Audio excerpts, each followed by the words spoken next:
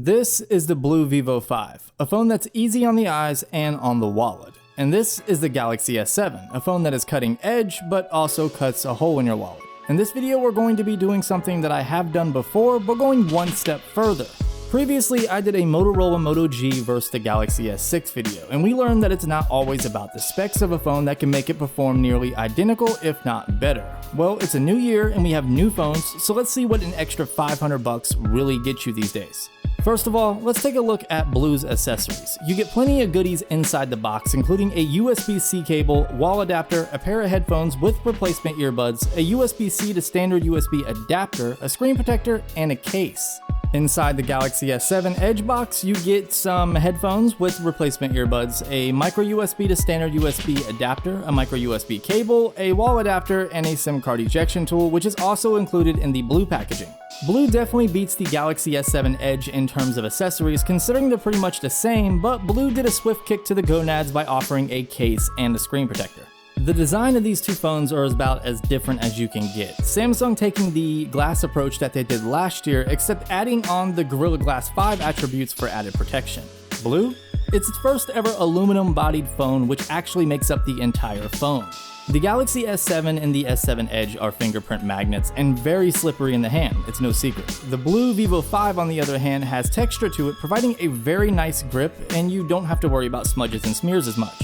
The Samsung does have more rounded edges, especially on the S7, making it a bit more ergonomically fit for the hand, and it's also a better screen to body ratio, making it overall smaller.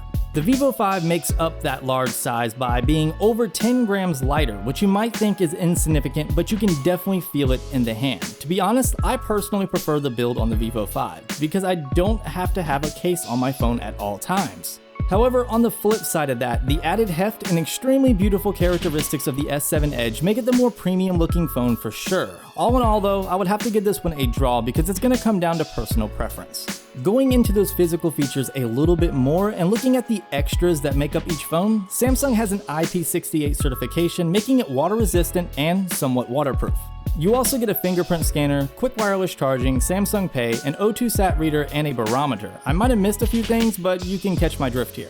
The Vivo 5 features a USB Type-C port, which does include quick charging capabilities. You also get a dual SIM card slot, and one of those slots doubles as an SD card slot expandable up to 64 gigabytes. The Samsung does top out at 200 gigabytes, but let's be real for 1 minute and think about how much storage is truly necessary for most people. Both phones do feature downward firing speakers, but the Vivo 5 got a little bit louder than the Galaxy S7 Edge when I tested both using my decibel reader app on my iPhone. You can see there's about a 1 to 2 dB difference between the two devices. If you're big into having all those add-ons and having all those extra goodies, then the Samsung definitely takes the crown here. The added waterproof functionality is dope and something that all phones should include, but at the same time, if I were to damage my BLU Vivo 5, I could buy 3 of those for the price of one Samsung Galaxy S7 Edge.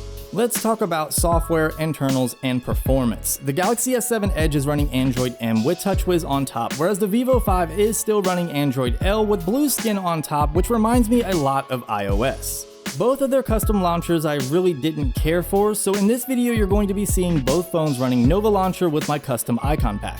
Neither company has an excellent track record at fast updates, however BLU has stated the Vivo 5 is upgradable to Android M, and Samsung states that it will be upgradable to the next version of Android later on once it's released.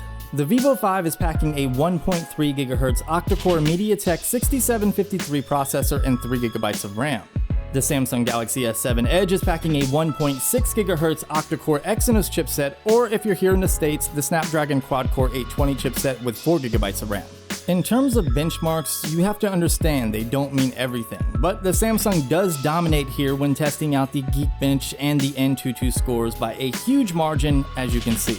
Again, I just want to emphasize that you need to take these results with a grain of salt because they don't mean everything. Samsung devices need all of that power because of TouchWiz and all the extras they have to power.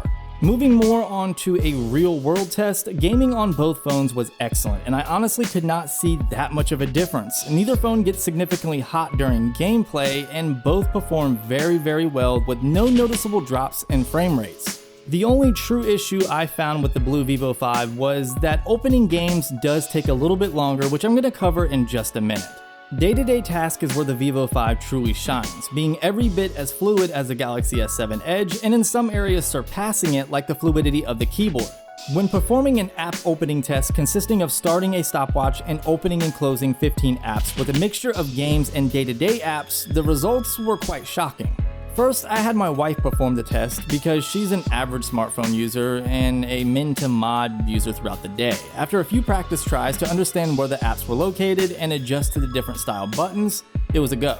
There was less than a 1 second difference between the two devices. When I performed the same test, my results were very similar with just a little above a 1 second difference. With these results, you can see exactly what I'm getting at. Both phones come equipped with 32 gigabytes of internal storage, which is great. The Galaxy S7 sports a 3600 mAh battery, whereas the Vivo 5 has a 3150 mAh battery. Despite the size difference, the Vivo 5 gets on average an extra 1 hour of screen on time consistently. This is due to the lower resolution on the display. The Vivo 5 has a 720p Super AMOLED panel, and the Galaxy S7 has a Quad HD Super AMOLED panel, both at 5.5 inches. The Vivo 5 is much more saturated and does not produce the accurate colors that are found on the Galaxy S7, but this can be expected since Samsung is pretty much untouchable at this point with displays. However, with that being said, taking a look at these pictures from my Display Tester app, you really can't see a difference in detail and overall image quality. In fact, the Vivo 5 seems to have a little bit better dynamic range in the blacks versus the Samsung, since it still retains all of those dark inky blacks, but you could still see the details in those blacks. You can really see this in the example right here.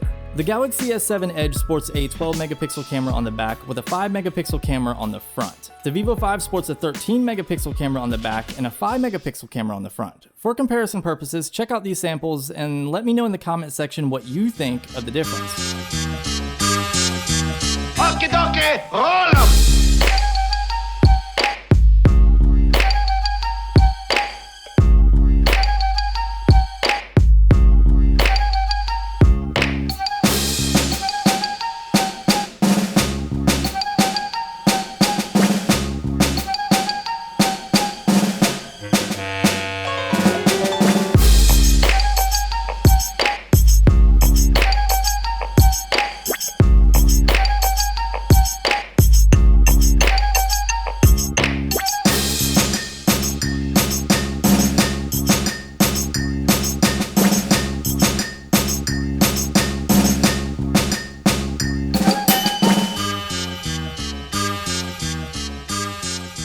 So let's wrap this up. For $200 you get a phone that competes with one of, if not the best Android phones of the year in every way, minus all the extra bells and whistles.